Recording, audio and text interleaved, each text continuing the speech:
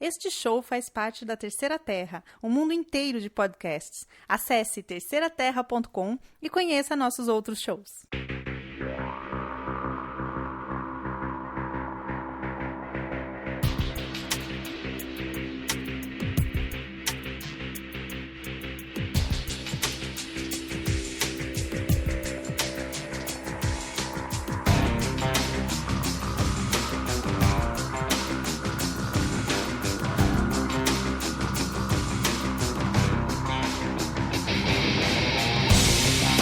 Então eu estou aqui com o Felipe Mascarenhas, do outro lado da internet. Vocês devem conhecer o Felipe de outros podcasts, como o Bazar Bizarro, por exemplo. Ele fundou o Bazar Bizarro comigo.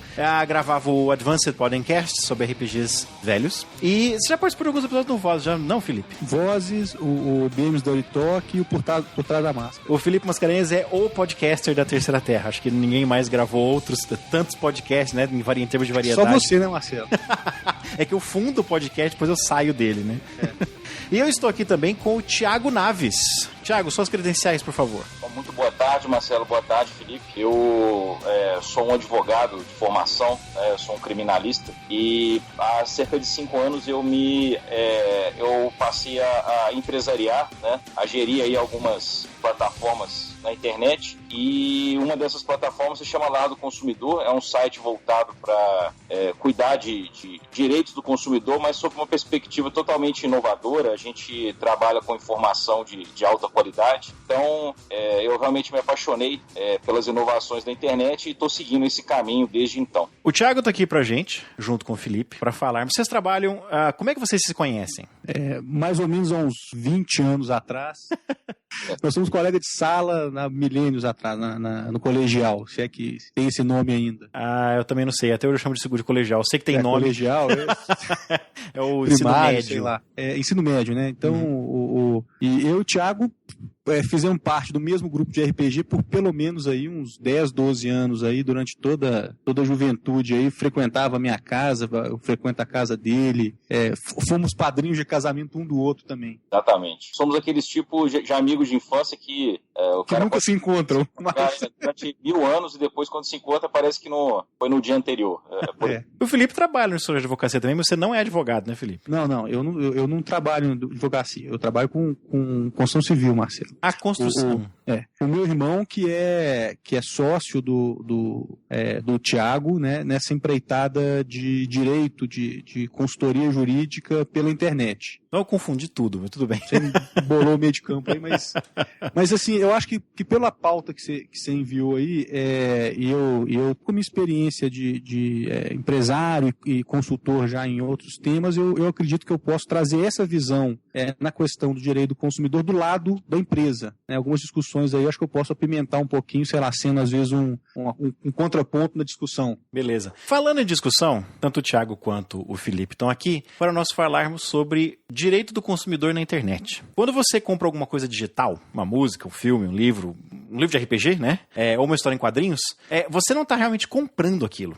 Aquilo não é seu, no sentido que a gente entende como sendo meu, né? Que eu possuo alguma coisa. Eu não posso revender um álbum que eu comprei na iTunes Store, eu não posso emprestar um livro que eu comprei no Drive-Thru RPG, e eu não posso trocar com amigos gibis que eu comprei no Comixology, né? O que ele comprou no Comixology e eu também. Então, tipo, o que é isso? Por que tá escrito comprar? É porque não tem uma outra palavra para isso, ou a gente que tá aceitando, né, tacitamente ou explicitamente, no caso de algumas, por exemplo, Marvel Unlimited, ele explica, né, ele deixa bem explícito lá, se você tiver tempo de sentar e ler aqueles license agreement lá, quando a gente compra um produto digital. Vocês concordam que a palavra, Thiago, você concorda que a palavra é comprar quando eu compro uma música na iTunes Store ou um gibi no Comixology, ou deveria ser outro nome? Com certeza, Marcelo, deveria ser outro nome. Né? Para a gente poder entender melhor isso, a gente tem que fazer um paralelo entre duas fases aí distintas da humanidade, né? Que é a era pré-internet e a era pós-internet. Né? Antes da internet, vamos trabalhar assim de uma maneira ilustrativa, né? Claro que houve uma transição aí, onde em alguns países inicialmente desenvolveram tecnologias melhores para a internet, outros não, né? Entre os quais o Brasil, que se demorou muito tempo para a internet pegar efetivamente. Mas vamos trabalhar esses dois conceitos para ficar mais ilustrativo. Né? Como é que acontecia antes? Por exemplo, Felipe, eu me recordo que ele tem uma coleção de gibis lá do X-Men, né? Então o que o Felipe fazia? Ele ia lá, comprava uma revista revista do X-Men, e aquilo dali ele efetivamente comprava, né? Ele comprava um bem físico, né? A revista é um bem físico, mas ele não só comprava, né? Naquela operação ali também estavam cedidos ali parcialmente para ele os direitos autorais sobre aquela obra, né? Em que sentido? Então o Felipe comprava aquele gibi, ele poderia vender aquilo para alguém, se ele quisesse, daí então ser efetivamente uma compra e venda, mas o Felipe não podia, por exemplo, divulgar aquilo comercialmente, sem autorização da empresa que criou os X-Men. Então, o que acontece ali? É uma cessão parcial de direitos autorais, de direitos intelectuais, na qual o Felipe poderia mostrar aquilo para um amigo, poderia ler aquilo, enfim, mas ele tinha um limite, tá? Com a internet, esses produtos, vamos trabalhar assim, esses produtos intelectuais, todos esses que você citou, né, eles passaram a ser distribuídos pela via digital, tá? Então, você perdeu aquele elemento físico, né? Você não tem mais a revista para você poder vender para um amigo ou tudo mais. Então, se você baixa uma obra dessa, uma obra intelectual dessa no seu tablet, né, a não ser que você queira vender o próprio tablet para alguém com aquela obra lá dentro, o que é possível, né? Você pode pegar e vender o seu próprio tablet com o conteúdo que você colocou ali dentro. Mas afora essa hipótese, que não é o caso aqui, na verdade, o termo comprar está equivocado, né? O que está acontecendo aí é uma cessão, tá? A empresa está cedendo para você um direito intelectual sobre aquela obra que ela criou, né? Esse direito está cedido parcialmente porque você pode explorar para você mesmo, né, esse conteúdo, você pode mostrar para quem você quiser, mas você não pode revendê-lo e nem explorá-lo comercialmente, tá? Então, na verdade, não se trata de uma compra e venda, se trata de uma cessão de direitos. Portanto, esse license agreement que você mencionou, ou qualquer coisa similar a isso, com certeza, se a pessoa tiver parar para poder ler aquilo, vai verificar que, na verdade, ela não está comprando uma obra intelectual. A obra intelectual está sendo cedida parcialmente para ela para os fins específicos que estão delimitados ali naquele license. Então, o termo correto, na verdade, não seria uma compra, e sim uma cessão. Do ponto, Marcelo, só para complementar aqui, do ponto de vista de business, né, de empresa, de B2C, de empresa para consumidor, o que eu percebo é que mudou a questão do meio de distribuição e você continua comprando o mesmo produto. Você continua lendo a mesma história, você tem acesso ao mesmo conteúdo intelectual. A gente tem colegas na Terceira Terra aqui que são artistas ou trabalham com meio de quadrinho. Eu continuo pagando alguns centavos para o bolso do Rod Reis o dia que eu compro um gibi, seja da Abril, seja da Panini, seja um encadernado na Amazon, ou seja no Comixology. Ele continua recebendo de uma forma ou de outra, né, o trabalho dele sendo valorizado em alguns centavos aí para cada cópia daquele gibi que vende, ou seja, então ele continua sendo remunerado pelaquela mesma coisa. Então, eu tenho acesso àquela mesma arte. O que mudou foi o meio de distribuição. Antigamente era um meio físico, e depois a gente associava com venda de um produto.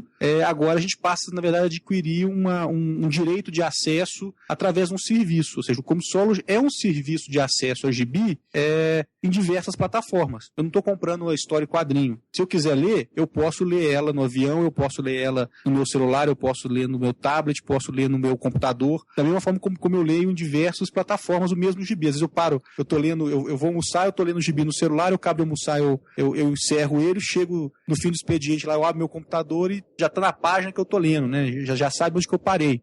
E acaba virando, então, na verdade, um serviço. O que a gente pode questionar aí é uma vez que eu compro um gibi, e se ele for bem conservado, eu posso daqui 20 anos acessar ele. Eu não sei até que ponto se o Comixology pode um dia puxar a tomada e tudo aquilo que eu investi em quadrinho que eu tenho lá hoje dentro vai pro saco. Eu estava lendo como é que chama? O disclaimer lá do Comixology.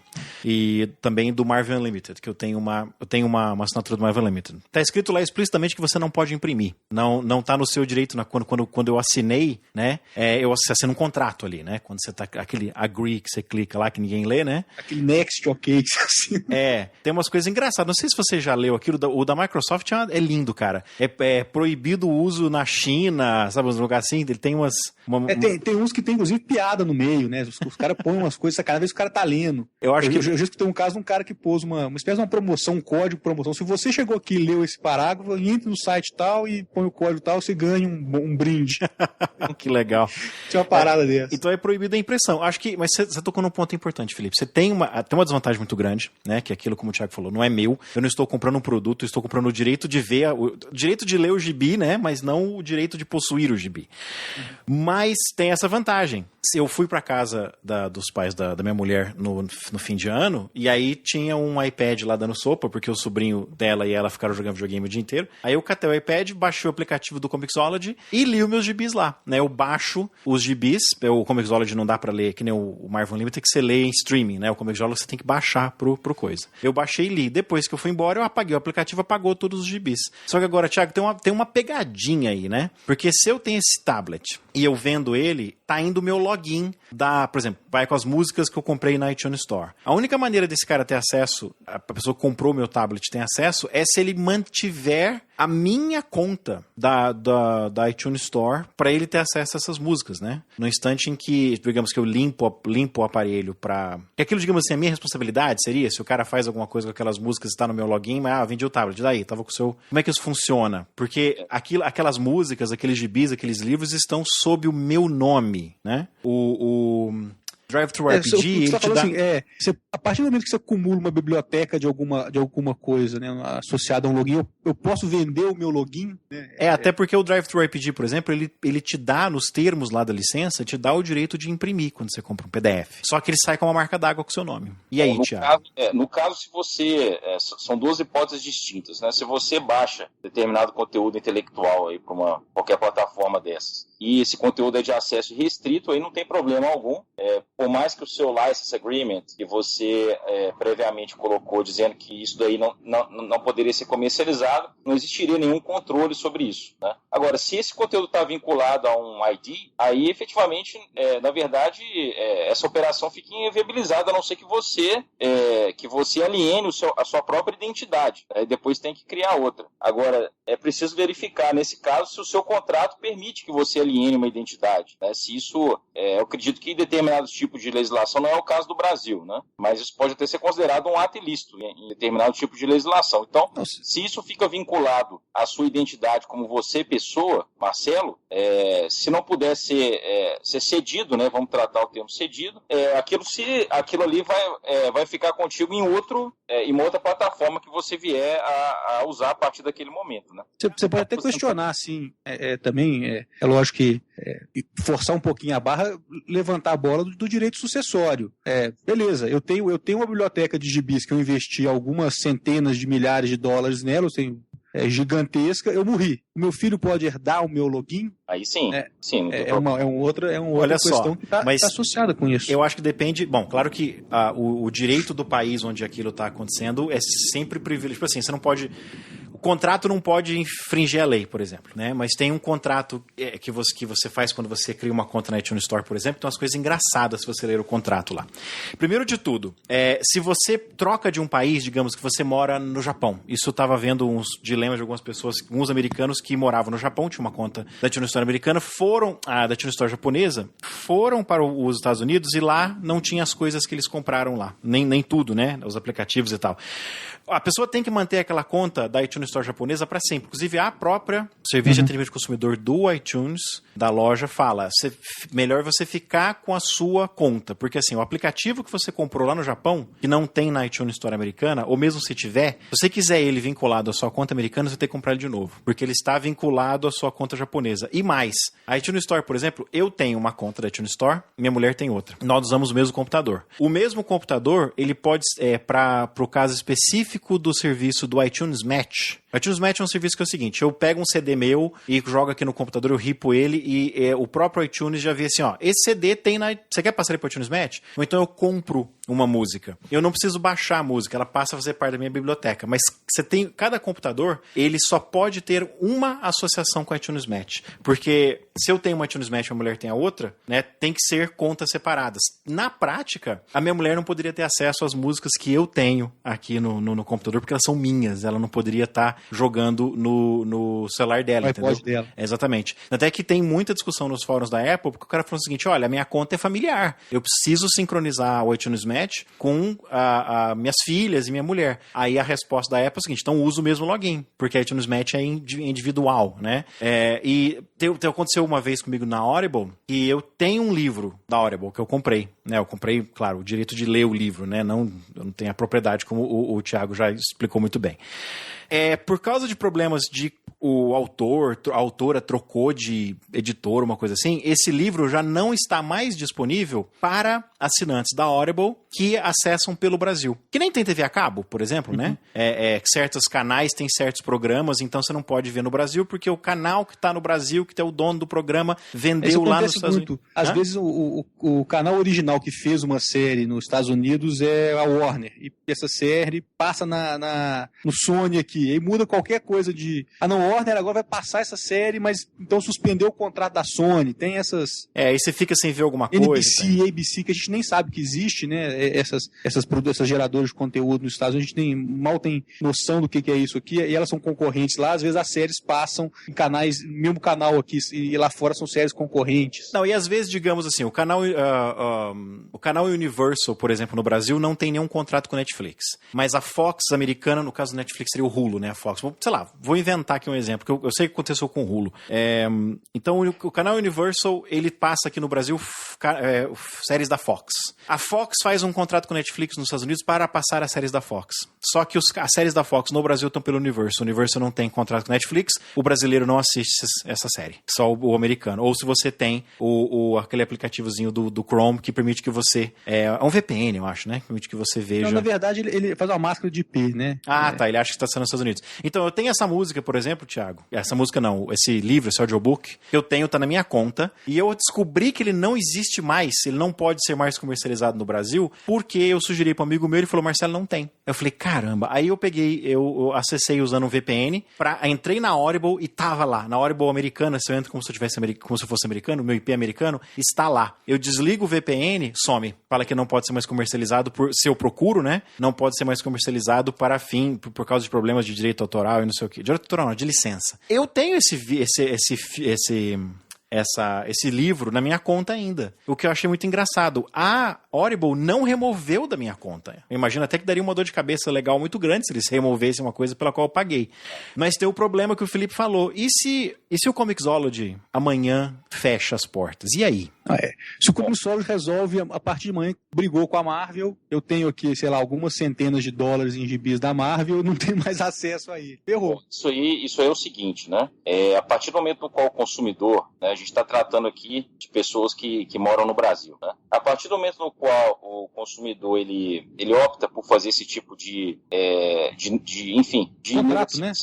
Exatamente, o contrato ele está submetendo, na verdade, a dois tipos de jurisdição, né? Então, em primeiro lugar, ele está aceitando, né? Ele está aceitando, enfim, as imposições que vão vir do local onde essas empresas aí estão situadas, no caso esse Comixology, no país de origem dele, e também ele também está submetido à jurisdição brasileira, tá? Porque afinal de contas é o local da residência dele. Então, no caso de essa empresa simplesmente fechar as portas, né, e deixar aí a Deus dará as pessoas e o que elas compraram, né, o que elas adquiriram mediante esses termos de cessão, se essa empresa possui uma representação no Brasil, o consumidor, ele, pelos princípios, né, que rege a legislação brasileira, ele tem como acionar essa empresa para poder reaver aqueles valores que ele despendeu com essas obras intelectuais e, quer dizer, de alguma forma ser indenizado perante o fato de que a empresa resolveu fechar as portas da noite para o dia, o que não poderia acontecer, né? Agora, se essa empresa não possui representação no Brasil, aí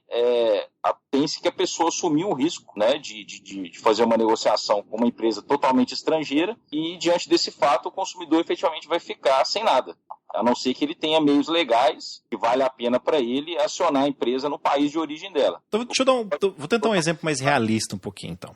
Digamos que porque nós temos a Microsoft existe no Brasil, produz o Xbox no Brasil e vende contas da Xbox Live no Brasil. E eu tenho lá minha conta da Live, bonitinho, tô lá feliz, contente, compro o Tomb Raider, por exemplo, que é o joguinho lá. Que eu compro ele digitalmente, né? Eu não compro o CD, que geralmente é muito mais barato, né? Você paga o preço americano, você não paga a taxa de importação, que por sinal é um assunto que eu quero te perguntar também sobre isso, mas vamos lá. E aí a Square Enix, eu acho que fala, que é o nome é o dono do Tomb Raider, da licença Tomb Raider, decide que não vai mais distribuir né, os seus jogos pela Xbox Live. Fechou um contrato de exclusividade com a PSN, né, que é do PlayStation. Eu paguei por esse jogo. Eu acho que a Microsoft vai me deixar com esse jogo que nem a Audible fez.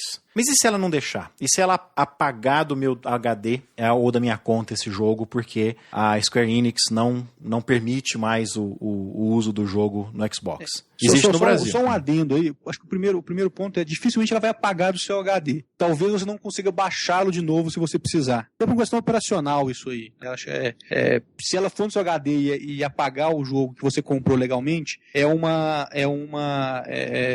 realmente pedir para ser processada. Agora, se ela por acaso perdeu aquele direito de acesso e manda um comunicado, olha, a partir de tal, os jogos não serão mais poder ser feito download, por uma questão contratual, avisa, façam seus downloads, e joga o jogo, a partir de lá nós não damos mais suporte. Aí pode até minimizar. É minha visão como cara de business aí. Bom, no caso, efetivamente, se é barrado o acesso a uma obra intelectual da qual você adquiriu, né, e a Microsoft existindo aqui no Brasil como uma empresa notoriamente conhecida, é possível, então, acioná-la na instância competente, né, relacionada ao consumo, para se obter aí o valor que foi gasto com esse produto, com essa obra intelectual, e caso ainda essa obra tenha alguma repercussão na sua vida, né, seja essa repercussão de ordem profissional ou pessoal, né, esse tipo de ato ilícito que ela possa praticar também garante ao consumidor uma indenização moral, né, por alguma...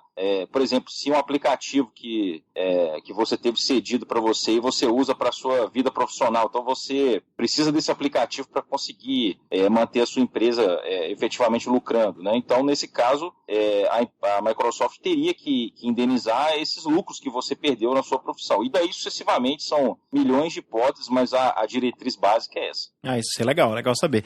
Tem um exemplo que aconteceu comigo. Eu tenho o joguinho Plants vs Zombies. E tem um dos zumbis, é o Michael Jackson. Ele vem com a roupinha de Thriller dele, dançando, levanta outros zumbis, era um dos zumbis mais difíceis de vencer no jogo. Vai andando de ré também? Hã? Ele vai andando de ré também? Vem fazendo musiquinha e tal, dançando, fazendo um moonwalk. E ele era muito difícil, cara, porque ele ressuscitava 4 zumbis de uma vez, assim, né? Você tava acabando o jogo e vem aquele zumbi. E era muito divertido, o zumbi do Michael Jackson, do Thriller. Aí, o estate do Michael Jackson processou processou não, né? Mandou aquela cartinha de cease and desist, né? Pra PopCap. E a PopCap lançou uma atualização do jogo, acrescentando mais coisas, mas removendo o zumbi do Michael Jackson, o zumbi Michael. Eles colocaram o zumbi disco. É o mesmo zumbi, o mesmo poder, só que ele tem uma cara de discoteca, entendeu? Não tem nada a ver com o Michael Jackson mais. A música é diferente também. Enquanto eu tinha esse jogo no meu computador, eu me recusei a atualizar porque eu queria o zumbi Michael Jackson. Acabou que um dia eu esqueci disso, apaguei umas coisas do computador, restaurei acho que eu ia comprar um computador novo, cheguei a levar esse meu desktop aqui na loja pro cara avaliar, então eu limpei ele, né? Eu zerei ele. Não deu certo. Levou o desktop na loja pro cara fazer um backup do seu Michael Jackson. Não, o duro que assim, eu tenho o backup aqui com o meu Time Machine. Mas eu marquei certas coisas pra ele não fazer backup. Como save de jogo hoje é tudo na nuvem, né? Tipo, o Steam, o save tá lá, você pode apagar o jogo. Para apagar o Steam e voltar, o save tá lá, né? Eu instalei o Mass Effect pela Steam em outro computador e meu save tava lá, cara. Aí eu trouxe, quando não deu certo a negociação, eu trouxe o computador de volta, recoloquei o meu backup, meu backup aqui pro Time Machine, mandei reinstalar os jogos, só que é o seguinte, a versão do Plants vs Zombies que tem na loja é sempre a mais atual. Então, quando eu baixei o meu Plants vs Zombies, não tinha como ser a versão anterior. Baixei a versão atual, perdi o Zombie Michael, por exemplo. Isso assim, quando você fala de um bem que é um item mesmo, não um CD, uma revista, às vezes acontece assim de você ter uma história que é censurada, né, publicada, e depois ela é republicada a versão já editada dela. E aquela, às vezes, primeira tiragem dela com aquela... isso você não perde, né? Ninguém vai vir na sua casa recolher aquela sua revista, né? E tende a ter muito mais valor, depois você vende, né, no colecionador. Que nem com o dinheiro, né? O dinheiro que ele é impresso errado, né? Ele às vezes vale 5 vezes o valor de face, 10 vezes o valor de face.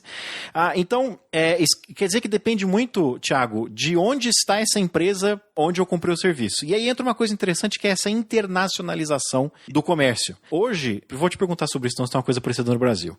Como o meu podcast, né, os meus podcasts Terceira Terra está num servidor nos Estados Unidos, mais especificamente na cidade de Brea, na Califórnia, tudo que eu tenho que fazer é em relação à lei americana. Por exemplo, eu tentei fechar um contrato lá com o ECAD aqui no Brasil, para eu pagar a UDA deles, né, a Unidade de Direito Autoral, para tocar música com direito autoral.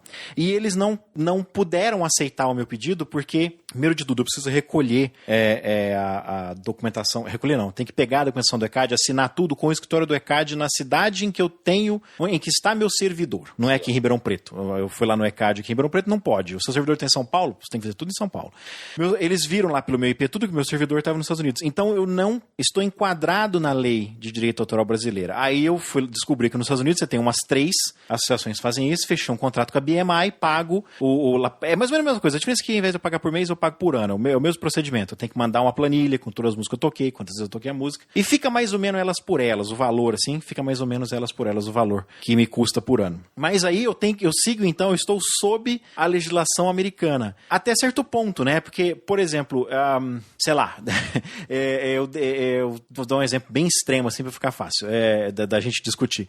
Eu decido fazer um podcast sobre nazismo. Vai ser o Rightcast. No Brasil, a apologia a crime, e inclui na apologia a crimes de ódio, então, por exemplo, nazismo é proibido, acho que né? Ou mesmo se fosse, digamos, o podcast é o Hempcast, faça um podcast sobre maconha. No Brasil, a apologia a esse tipo de coisa é proibida, nos Estados Unidos não é. Então, teoricamente, meu podcast está num servidor americano, eu posso fazer, mas quem está produzindo é brasileiro, e aí? E quem está ouvindo é brasileiro também, né? Você poderia talvez produzir, você poderia distribuir, mas não produzir, né? Maluquice do negócio. Esse é um caso que não é propriamente, isso não envolve propriamente direito do consumidor, né? Você está, na verdade, seguindo a linha do direito internacional, né? E aí você passa por uma questão civil mesmo, né? E no caso até mesmo penal, que são esses exemplos de crimes aí que podem ser cometidos, né? Dentro desse exemplo. Então isso daí, efetivamente, por mais que o servidor seja nos Estados Unidos, né? E a pessoa, o brasileiro dentro do Brasil, produzindo um conteúdo criminoso, ele seria, na verdade, processado de acordo com as leis brasileiras. Né? Com as leis brasileiras. Entendi. Teria como ele alegar que isso aí é muito comum, na verdade, para questões políticas, né? Em época de eleição, você tem um grande número aí de sites que estão caluniando, injuriando outros candidatos, né? E aí, quando você vai tentar punir esse tipo de conduta, você verifica que, na verdade, essas pessoas, todos os conteúdos são internacionais, são em Hong Kong, Malásia, e que é impossível, então, se chegar e se retirar esse conteúdo. Mas se descobre qual é o autor, e se o autor é brasileiro, então é possível dele ser processado, mesmo dando, enfim, conteúdo sendo até produzido fora. O que importa é a ação, né, da pessoa dentro do território nacional e a submissão que o brasileiro tem à lei brasileira. E isso vale para qualquer país. Saquei. Então, se eu compro um jogo que teve uma época, eu não sei se vocês lembram da época que teve o Counter-Strike, por exemplo, foi proibido a sua comercialização. Carmageddon também. Carmageddon foi proibido a sua comercialização no Brasil. Na época já tinha Steam, Felipe, você lembra? Bom, acho que não, Marcelo. Digamos então que... Essa é a época do dial-up, Marcelo, você tá... É verdade. Internet de escada. A gente ia levar os computadores na LAN do amigo nosso pra juntar tudo em rede, assim, com cabinho mesmo, pra poder jogar. A rede é o seguinte, pra fazer rede, você tinha que pegar um final de semana com um feriado, porque a rede gastava um dia pra montar e um dia pra desmontar. Basicamente. E aí, dependendo de quanto fosse aquela emenda do feriado, era quanto você julgava, cara, porque era batata. Mas aí, então, digamos que um jogo seja proibido hoje, ou sei lá. Uma coisa que a gente faz muito, vamos dar um exemplo um pouco menos criminoso. A gente faz muito isso no Brasil. Todo mundo tem uma conta na iTunes Store americana, na Xbox Live americana. Deixa eu ver o que mais. Na Audible não tem jeito, porque a Audible verifica o endereço do seu cartão de crédito, porque é a Amazon, né? A Amazon sempre verifica o endereço vinculado ao seu cartão de crédito. Mas nem tanto, porque na verdade ele faz um cheque do seu CEP. Então, assim, você poderia pegar o seu CEP, pegar o endereço do seu CEP, dos 5 primeiros números do CEP correspondente nos Estados Unidos, que funciona. Mas eu não contei isso pra ninguém. Então, funciona. Você já tentou fazer isso? Porque o nosso CEP tem 8 números. Eu não posso responder sobre isso. Tiago, mas eu sei que funciona. Inclusive, eu perguntei isso pra quem que foi. Alguém tava me perguntando isso, mas aí, Marcelo, eu posso... podemos falar nos podcasts? Porque uma coisa que você pode falar o que você quiser nos podcasts, nos meus podcasts na Terceira Terra. Porque é minha responsabilidade, não importa quem esteja fazendo podcast, como eu que estou produzindo, digamos assim, né, eu sou o produtor, é minha responsabilidade. Então, uma vez o cara perguntou, um cara perguntou se ele podia colocar uma ilustração que era um podcast sobre porno chanchada. Ele queria colocar uma ilustração e tinha uma mulher pelada no meio da ilustração. Ele falou, tem problema? Eu falei, não tem problema, pode colocar. A única coisa que eu não permito, em hipótese alguma, é falar sobre pirataria. Você não pode piratear. Se você pirateia, você finge que você não pirateia. É bom que eu não saiba. Pode nem fazer inuendo. Tipo assim, não, eu li isso por outros meios, sabe como é que é? Não é nem isso. Eu corto e se o cara insiste de novo, eu bloqueio o podcast dele. Nunca aconteceu. Geralmente com um aviso só já é o suficiente. Eu sou um daqueles malucos que devia estar internado no hospício, que realmente paga pelas músicas que baixou na iTunes Store, que realmente paga pelos gibis que está lendo. Eu sei que no Brasil, eu sou a minoria das minorias e as pessoas acham que eu devia estar internado. Mas enfim. Agora, me perguntaram, eu tô tentando lembrar um exemplo específico que foi. Alguém me perguntou assim, mas Marcelo, o lance do Netflix. Foi o Felipe conhece. Rafael, o Márcio. O Rafael e o Márcio me perguntaram sobre isso. Você tem um aplicativo do Netflix que você instala no Chrome, que existe para o Google Chrome, que me permite acessar a biblioteca do Netflix americano, porque ele acha que o meu IP é americano. Ele põe aquele IP de início que acha que é americano. A minha conta, né, e a minha conta do Netflix vira em essência uma conta americana. E eles me perguntaram se eles podiam falar sobre isso nos podcasts. Eu falei, cara, eu não sei. Eu não sei se é errado. Quer dizer, você está pagando de qualquer forma, né? Você está pagando. Você, inclusive, pode, desse jeito, você pode fazer uma conta no Netflix americano. Você nem precisa fazer uma conta no Netflix brasileiro. E aí? O Netflix, só para um detalhe aqui, Marcelo, ele, na verdade, é o seguinte, ele entende, a sua conta pode ser brasileira, eu creio, se você estiver nos Estados Unidos, mesmo com sua conta brasileira, ele vai acessar a biblioteca de lá. Ah, tá, porque ele verifica o seu IP. Ele faz um geobloqueamento em função do IP, mas ele não distingue o dono da conta, você paga pelo acesso ao serviço. Provavelmente o contrato que ele faz com as provedoras de conteúdo, ele fala, tudo bem, o seu conteúdo eu vou distribuir para os usuários que estão em solo americano. Então a forma com que ela faz o contrato dela e a forma com que ela faz o geobloqueamento dela. Ela poderia fazer o seguinte, eu vou distribuir o seu conteúdo só para quem tem endereço americano, só para quem tem cartão americano com billing americano, só para quem clicar na caixinha lá que é americano, entendeu? Então é uma questão muito mais de estrutura do negócio dela, de como que ela faz a amarração para os fornecedores dela, que ela fecha, eu vou vender vou vender só para o americano. Quem estiver acessando Netflix através da rede de internet americana tem acesso a esse conteúdo. Por isso que esses aplicativos de você trocar o IP, ele só fala que você está nos Estados Unidos. Você não faz mais nada na sua conta. Qualquer aplicativo desse te permite acessar uma biblioteca nem é mais extensa. É uma biblioteca diferente. Tem coisas que tem no brasileiro e não tem no americano. Não, mas a iTunes Store, por exemplo, a iTunes Store brasileira, ela é notória por ser a iTunes Store mais pelada que tem no mundo. A iTunes Store da Turquia tem mais coisa que a iTunes Store brasileira. Então, eu não conheço ninguém que não tenha feito uma conta americana. Tudo que você precisa fazer é colocar um endereço inventado lá, que a Apple nunca verifica, ela fala que ela nunca vai te mandar nada para aquele e-mail, para aquele endereço, e você põe que está nos Estados Unidos e você tem acesso, porque a Apple ela só verifica o seu cartão de crédito, né? Se ele é brasileiro, você está ligado, como o Felipe falou, ao CEP. Então tudo que você precisa fazer é não usar um cartão de crédito, você compra gift cards. E aí, mas Thiago, isso é errado? Bom, esse exemplo que o Felipe deu, né, a respeito do Netflix, faz todo sentido, porque eu efetivamente creio que essa explicação que ele deu, por mais que ele tenha ressaltado que é uma hipótese, seja uma explicação viável pelo fato de que uma empresa ela pode restringir o conteúdo dela territorialmente, né, geograficamente, mas nunca por conta do público, né? Então uma empresa não pode proibir os brasileiros de acessarem determinado tipo de conteúdo. O que ela vai colocar é que no Brasil esse conteúdo não é comercializado, mas se um brasileiro está fora do Brasil, enfim, ele não pode ser, não é pelo fato da pessoa ser brasileiro, ou enfim, seja lá qual nacionalidade, que ela pode ser impedida, né? Então isso daí é uma regra de direito internacional, a empresa estaria cometendo uma grave violação a uma pauta de direitos humanos se proibisse uma determinada nacionalidade ter acesso a um conteúdo. Já o caso específico da iTunes, pelo que me parece, se refere também a uma divisão geográfica, né? Então eles estão disponibilizando os conteúdos do ponto de vista geográfico, né? Claro que ninguém se sente bem mentindo num registro e colocando um determinado tipo de endereço que não é um endereço verdadeiro, né? Se isso tem alguma implicação para a vida da pessoa, né, efetivamente é algo que é questionável. Agora, se o próprio fornecedor reconhece que essa informação ela nunca vai ser utilizada para nada, né, então, se o fornecedor abre mão de avaliar aquilo, você perde a relevância que esse fato teria para um fornecedor que efetivamente avaliaria, né, e mandaria uma correspondência para a pessoa confirmar se ela mora naquele endereço e tudo mais. Então, aí, no caso, eu creio que seja uma questão de relevância. Se o meu próprio fornecedor não vê relevância alguma no fato de eu morar, de eu declarar um endereço no Brasil, nos Estados Unidos ou na China, né, é uma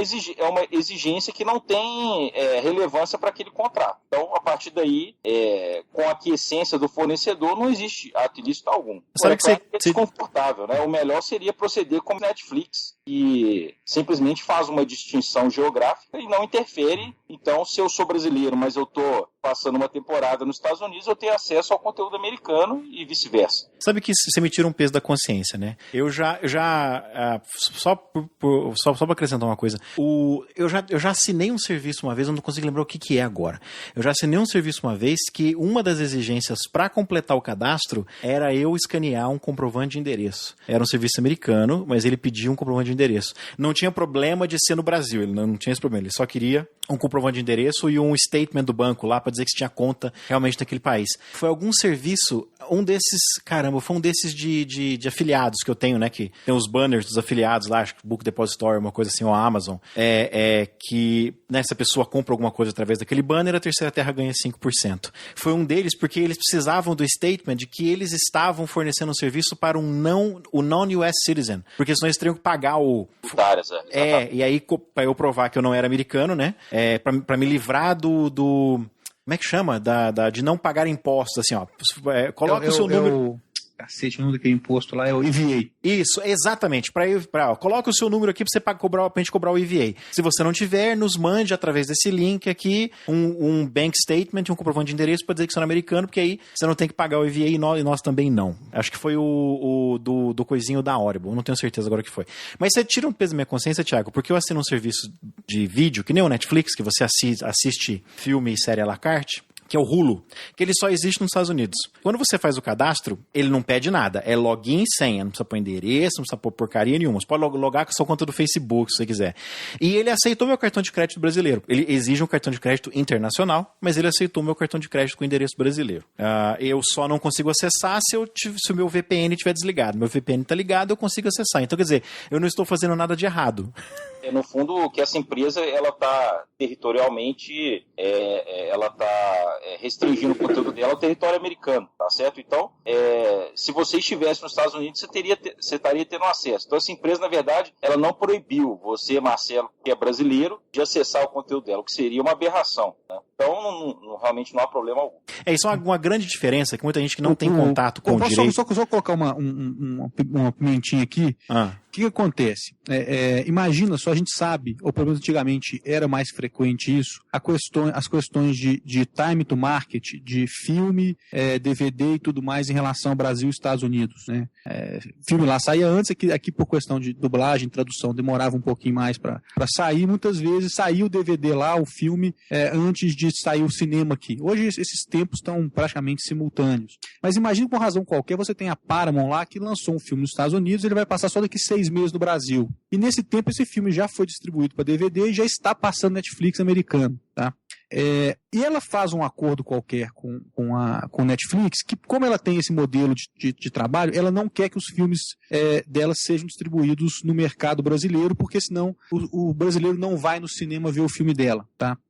Quando o brasileiro descobre essa questão do VPN e tudo, e começa a usar esse artifício não ilegal, talvez um pouco não muito ético para acessar o serviço, o Netflix não está fazendo nada de errado. O problema é seu que você colocou esse aplicativo. Mas ele só mudaria a postura dele se houvesse uma pressão do fornecedor dele, que tem um conteúdo, que tem um acordo de que por uma questão qualquer regional, aquele público não tem acesso àquele produto porque ele tá passando no cinema, não tem sentido ele ver de graça na internet.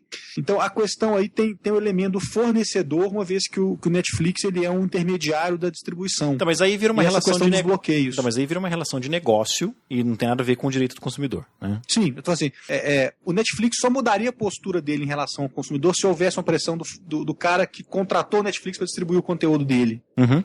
Porque está sentindo prejudicado que o Netflix está deixando outras pessoas acessarem um conteúdo que não deveria estar acessando por uma questão de geodistribuição aí ou de qualquer coisa.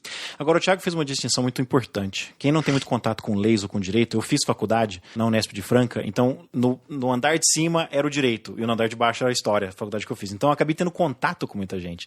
E uma das coisas legais, assim, filosoficamente falando, que são muito interessantes em termos de leis e do Estado de Direito. É muito diferente, como o Thiago falou, uma empresa restringir o conteúdo para certos países e proibir para outros países. É diferente, né? A lei não te... Quando a gente fala assim, isso é proibido. Não é que é proibido. Você pode fazer. Só que tem uma punição se você fizer. Há uma pena se você fizer. Porque se o Estado te proibisse de fazer uma coisa, ele estaria te obrigando a não fazer aquilo. O que filosoficamente não faz sentido. Não falei besteira, então? Não, o raciocínio está correto, né? Agora, a gente tá falando de um monte de coisa de comprar coisas internacionais e tal. Hoje tá muito difícil às vezes você nem sabe de onde você tá pegando alguma coisa. Eu tô comprando um gibi no Comixology, eu tô assumindo que ele é americano, mas ele pode estar na Mongólia, né? E como é que funcionam os direitos os direitos do consumidor nesse sentido internacional, igual, por exemplo, vou fazer o contrário. Até agora a gente está falando assim, o que eu posso que não está me deixando fazer? Eu quero te perguntar do contrário. O que deveriam estar fazendo e não estão fazendo? Porque se eu compro um jogo do Xbox, pelas leis brasileiras, jogo de console, isso é curioso, jogo de computador não. Mas jogo de console, ele tem 100% de imposto porque ele é enquadrado na categoria de jogo de azar. Então jogos que custam $60 nos Estados Unidos, no Brasil custam R$200. Jogo de PC não tem esse problema. O jogo de PC não entra como jogo de azar. É o mesmo jogo. É o mesmo jogo, mas PC eles vêm por R$100 porque não entra nessa importação. Só que se eu compro esse mesmo jogo na minha Xbox Live aqui, eu pago $60. Eu não estou pagando taxa de importação. Eu não deveria pagar a taxa de importação, já que o jogo físico paga? Bom, Marcelo, na verdade a gente tem que partir aqui primeiro de um princípio que a legislação tributária brasileira é uma aberração. E fica um pouco difícil analisar racionalmente uma aberração, né? Então, quer dizer, o que a gente pode definir alguns parâmetros que efetivamente seriam corretos.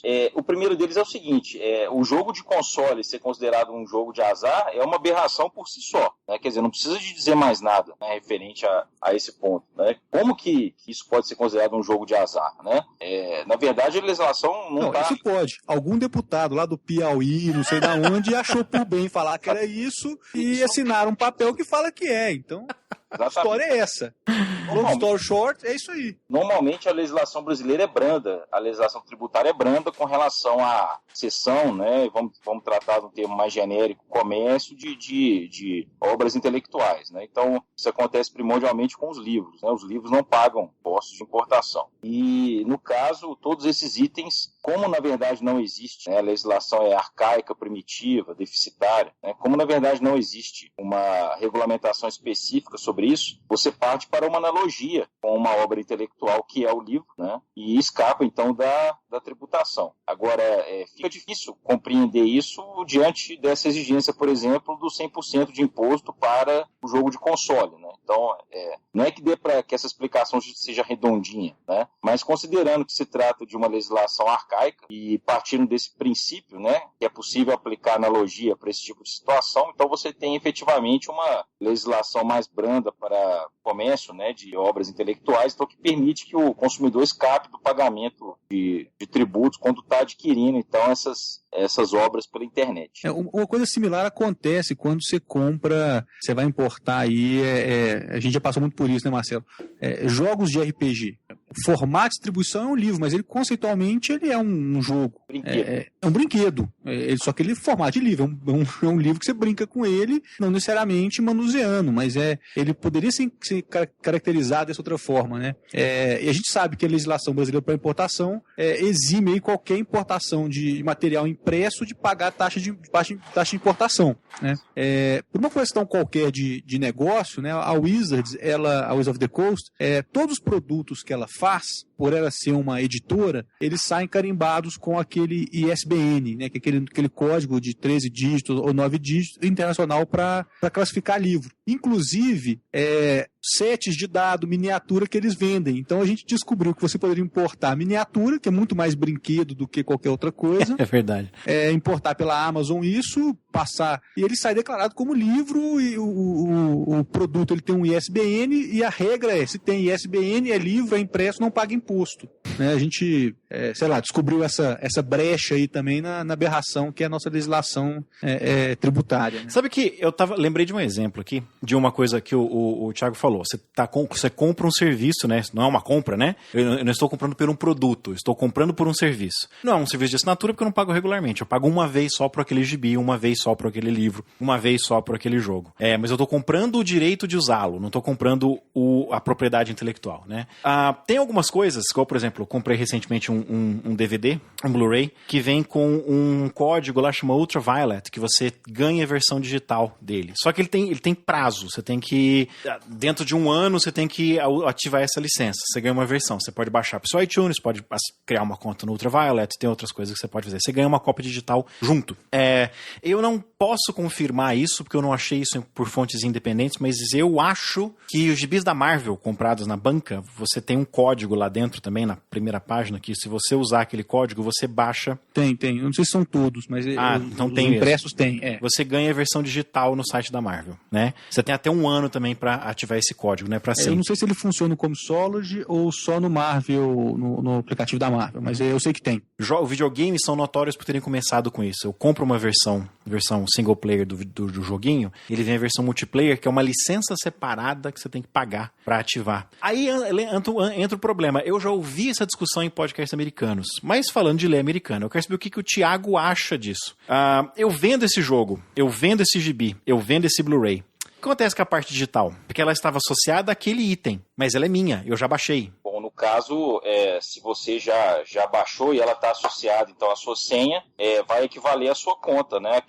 Aquele assunto que a gente conversou anteriormente. Então, na verdade, você vai estar aí alienando, né, para uma pessoa e a pessoa vai ter que entender que é somente aquele item físico que está sendo alienado, não o digital, ele não vai poder ter acesso, a não ser que a sua própria conta seja alienada para a pessoa. No caso de jogo, tem uma pegadinha aí. Você tem que digitar o código lá do jogo, do seu... Como se fosse um código de barras, para ativar para aquele jogo, para evitar que eu pegue o meu jogo aqui do Xbox, empreste para um amigo e ele acesse o conteúdo exclusivo online. Certo. Está associado àquele disco.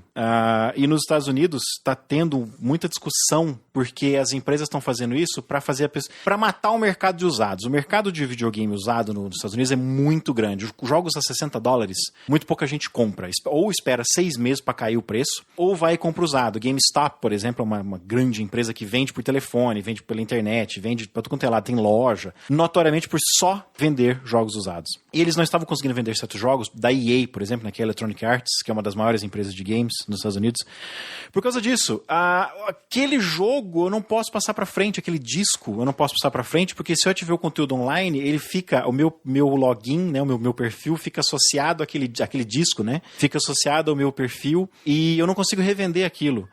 E eu não sei se aqui no Brasil seria um cerceamento do meu direito de fazer o que eu quiser com aquele conteúdo físico, com aquele disco, que eu poderia dar para alguém, eles não estariam me impedindo. Com certeza, Marcelo, isso daí não passaria pela legislação brasileira, não, né? A gente pode pensar num exemplo e você tem um veículo, tá? Você quer vender esse veículo, mas esse veículo tem um pequeno problema, que ele só aceita a gasolina do posto X e o posto X não vende gasolina para ninguém que não seja você. Ou seja, você está, no fundo, inviabilizando a propriedade sobre aquele veículo, né? A pessoa não tem como dispor daquele bem, né? Propriedade é disposição, quer dizer, que é meu, a bem da verdade, não é o que eu tenho posse, e sim aquilo que eu posso dispor como eu quiser. Então, eu tenho efetiva propriedade de um bem a partir do momento no qual eu posso vender aquele bem, eu posso doar, enfim, posso fazer o que eu quiser, posso queimar, posso fazer o que eu quiser com aquilo, né? E nesse caso, pela legislação consumerista brasileira, isso não passaria não, tá? A pessoa acionaria aí um juizado vinculado aí à legislação de consumo e conseguiria uma imposição aí para que, caso essa empresa, né, que fornece esse bem fosse sediada no Brasil, então ela seria obrigada a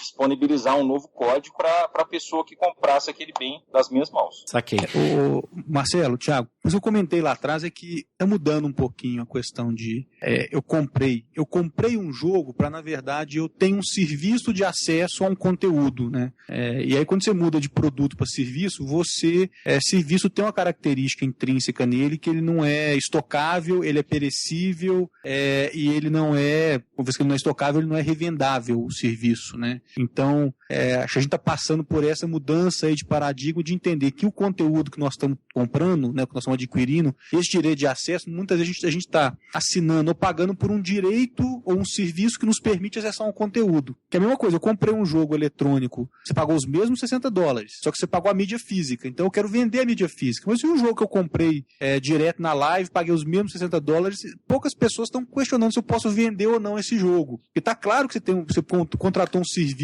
ali que está armazenado a hora que você quiser baixar de novo. Se o disco arranhar, você perdeu o jogo a hora que você quiser baixar, ele está disponível. Então, essa que é a mudança de paradigma, que cada vez mais nós vamos comprar menos produtos e adquirir mais serviços. E a relação de contratação de serviço ela é bastante diferente no que tange aí a revender, a propriedade e tudo mais. É minha visão como o lado empresarial da coisa. Tiago, você falou então se isso acontecesse no Brasil, a pessoa poderia ir atrás dos seus direitos. Você tem uma empresa que faz isso, certo? Exatamente, Marcelo. A gente já há alguns anos, né, visualizando a fragilidade das relações de consumo no Brasil, né, de todas as mazelas aí que afligem o consumidor em todos os aspectos, né? Isso aí que esse assunto que a gente está conversando é um assunto muito interessante e existem uma infinidade de outros, né, nos quais são N questionamentos e N problemas com o consumo. A gente optou então por criar uma plataforma que facilitasse o acesso do consumidor a uma informação de qualidade. Existe muita informação na internet, né? Muita informação. Pouca informação de qualidade. No caso do consumidor, o que eu reputo como uma informação de qualidade? Ela tem dois pilares. O primeiro delas a pessoa tem que saber quais são os direitos dela, né? Então é o pilar que, vamos dizer assim, ele está mais jogado na internet, está mais difuso, né? A pessoa muitas vezes não tem certeza sobre a qualidade daquela informação, mas hoje o cara consegue descobrir, enfim, sobre qualquer problema ele consegue ter uma noção se ele sofreu um abuso ou não. Mas a informação de qualidade ela se complementa com a forma como a qual a pessoa pode exercer aquele direito dela, e isso falta muito, né? E não é interesse das empresas divulgar essa questão. Então, para complementar esses dois pilares, a gente criou um site que é o Lado Consumidor. O pessoal depois pode acessar para conhecer o ladoconsumidor.com.br. O link vai estar na show notes. E verificar como que funciona, então, essa plataforma de informações. E o que a gente quer mesmo é que a pessoa resgatar a autoestima do consumidor, fazer com que a pessoa se sinta novamente valorizada, né? Hoje o pessoal sofre o abuso, muitas vezes fica por isso mesmo, e a pessoa guarda aquela mágoa, aquele rancor lá, e aquilo acaba depois afetando, né? Eu conheço casos até de pessoas que tiveram sua saúde afetada por probleminhas pequenos que começaram ali, que se transformaram em problemões. Então é muito interessante a pessoa agir, não só para resolver o problema dela, mas ela tem que ter uma noção também de que ela vai estar de uma forma difusa, ela vai estar espalhando, né, uma semente que depois vai gerar frutos, né, e vai resolver o problema de muitas outras pessoas de modo indireto. A gente estava até comentando sobre isso, né, que eu acho que o dia que o lado consumidor não tiver mais clientes, a gente vai estar muito mais satisfeito no dia a dia, porque as empresas vão estar atuando dentro dos limites da ética e do respeito, né? Acho que tem uma coisa assim que é lógico que a gente não está falando aqui de uma utopia, mas eu acho que na hora que você começa a cutucar as empresas, e aí eu vou falar assim, quem está do lado empresarial, ele faz essa conta, que fala o seguinte, tudo bem, eu estou ferindo um direito aqui, mas a minha perda jurídica é tanto, então eu assumo esse risco. Uma hora que essa conta do risco fica mais caro, ele inverte o jogo. Exatamente. Eu estou falando com a visão de quem é de business, né? Então, essa é uma missão nobre aí de fazer as empresas mudarem de postura, cutucando onde dói. Não sei se a gente tem tempo, Marcelo, mas, Thiago, você tem algum caso emblemático ou bizarro aí de alguma situação que vocês atenderam lá do consumidor? Que, lógico, sem citar nomes, talvez claro. Você pode citar algum aí? Eu tenho muitos casos aqui, eu vou citar um específico, eu só queria complementar esse seu posicionamento muito interessante. O lado do consumidor, na verdade, ele é uma empresa que busca a sua autoextinção. Né? Em que sentido?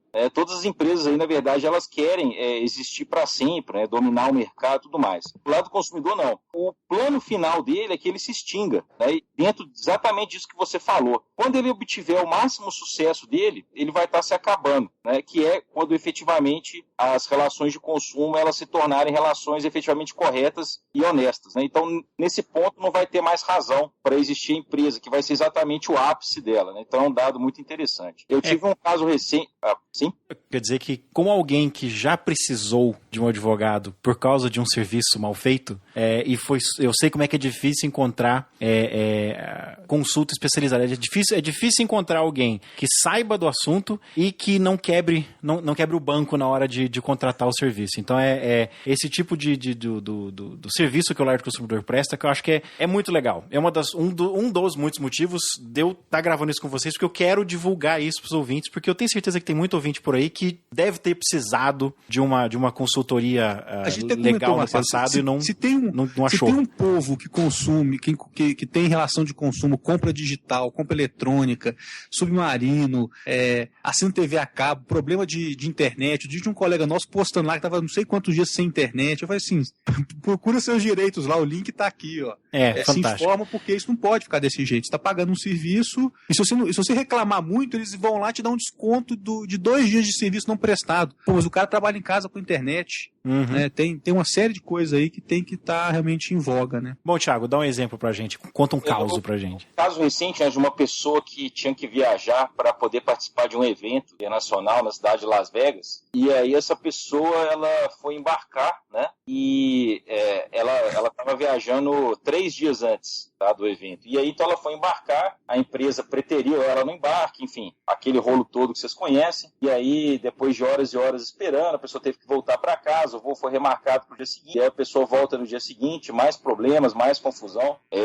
Com 1 dia e meio de atraso, a pessoa consegue embarcar e o voo dessa pessoa tinha uma escala. E aí, nessa escala, mais 1 dia e meio de atraso, e quando a pessoa chega no compromisso dela, um evento esportivo, eram os últimos minutos do evento, né? Então, só para citar um caso esdrúxulo de coisas que efetivamente acontecem, né? E essa pessoa, ela tem aí, quer dizer, ela tem se sentiu numa obrigação moral, né? De resguardar aí os seus direitos e de espalhar essa ideia. Quer dizer, se eu viajo 3 dias antes para participar de um evento, poxa, eu quero chegar no meu evento, né? Eu não quero chegar faltando 5 minutos para o evento acabar. Então é por aí. É por aí que a gente vai mudar a sociedade. Beleza. Vocês querem acrescentar mais alguma coisa ou podemos encerrar por aqui? Por mim, tá ótimo. Queria agradecer muito, né, Marcelo? Acho a oportunidade excelente e me colocar aqui à disposição para estar trabalhando aí sempre, enfim, nesses assuntos aí que você achar interessantes. Eu tenho, na verdade, uma incubadora aí de inovações tecnológicas, e se você achar que existem outros temas interessantes também, a gente pode ter o maior prazer aí em participar. Por favor, me deixa ficar sabendo pra gente marcar uma gravação pra falar sobre isso. Bom, então eu falei com o Thiago Naves e o Felipe Mascarenhas. Muito obrigado, Felipe. De nada, até a próxima. Muito obrigado, Thiago. Muito obrigado, eu que agradeço. Você acabou de ouvir o Vozes da Terceira Terra. Nossa trilha sonora de abertura e encerramento são cortesia do músico Marcus Klein. Show notes, e-mail e outras formas de contato estão em www.terceiraterra.com. A Terceira Terra é patrocinada em parte pelos sites Amazon, Book Depository e Noble Knight. Faça sua próxima compra nessas lojas através de um de nossos banners. Também temos botões de doação em nosso site, cujos valores vão diretamente para nosso servidor. E você pode nos ajudar de graça também, divulgando nossos podcasts para amigos, parentes e colegas. Terceira Terra e Vozes da Terceira Terra são uma criação de Marcelo Duarte Ferrari. Licença Creative Commons de atribuição e compartilhamento pela mesma licença, versão 3.0 internacional.